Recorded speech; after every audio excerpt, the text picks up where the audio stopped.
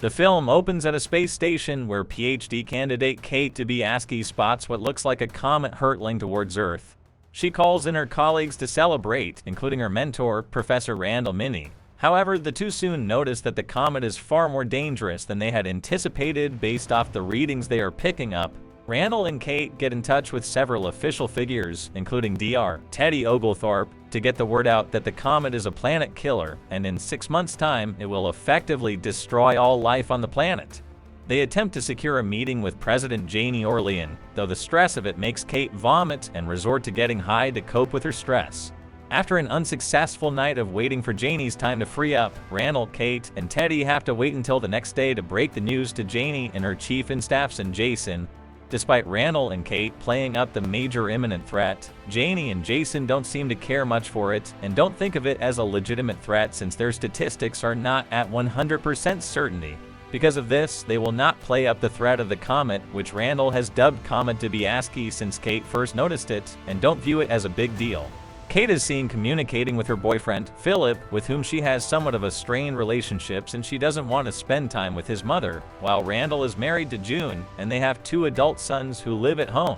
In Silicon Valley, there is a presentation by big tech company Bash, with CEO Peter Isherwell is unveiling the newest update to his company, Leaf, which detects how people are feeling and works to appeal to them as it works in the favor of the company so they can sell their stuff.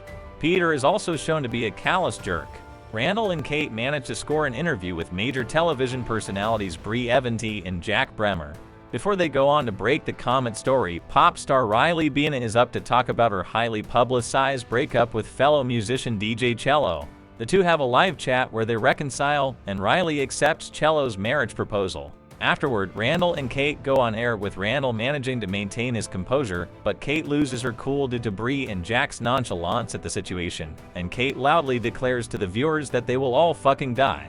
Following the disastrous interview, Kate becomes a meme due to her doomsday cries bumming people out, while Randall becomes popular because of his looks. The two return home. FBI agents soon arrest Randall and Kate and bring them to the White House to meet with Janie. After she has been caught in some kind of scandal, it becomes clear that she wants to use the comet to divert attention away from that issue onto this one. She agrees to go through with a mission where decorated war hero Benedict Drask will head a team outside of Earth's atmosphere to nuke the comet.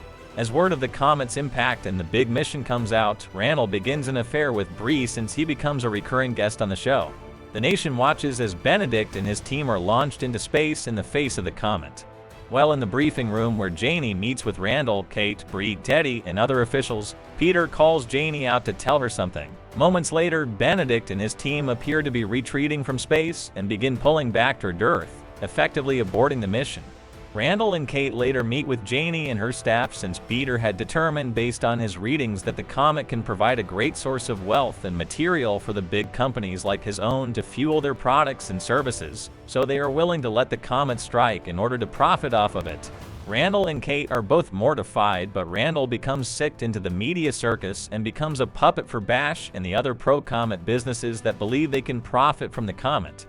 Soon, several factions across the country start to swing in favor of the comet because they think it can provide jobs for the needy, while those arguing to stop the comet are seen as the bad guys. Even Kate's parents don't want to deal with her because they are pro-comet. Randall continues working with the Orlean administration as well as his affair with Brie, while Kate takes a job at a supermarket and later hooks up with an anti-government activist named Yule.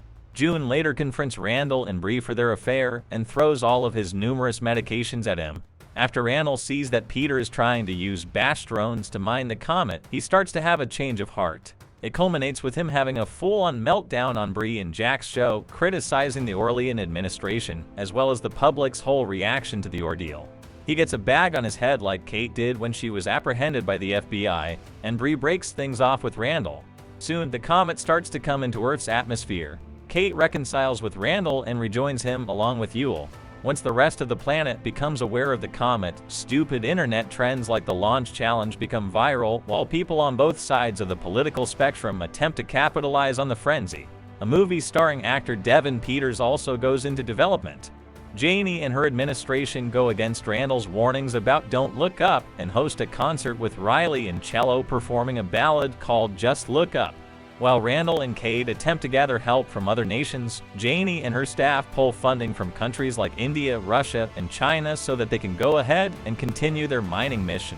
With little time left and with zero chance of fighting things, Randall gathers with his family, as well as Kate, Teddy, and Yule to share a final meal together with good company. The drones sent to mine the comet begin to falter or get destroyed, and both Janie and Peter realize their efforts are futile.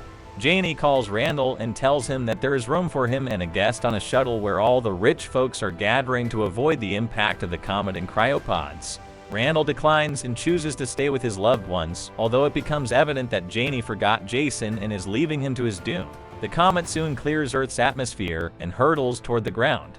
Randall and the others reflect on just how much they had in life before the impact of the comet catches up to them and all of Earth is destroyed. More than 22,000 years later, the survivors in the pods arrive nude at a different Earth-like planet, which is inhabited by mutant creatures, one of which begins to eat Janie. The movie ends here. Thanks for watching.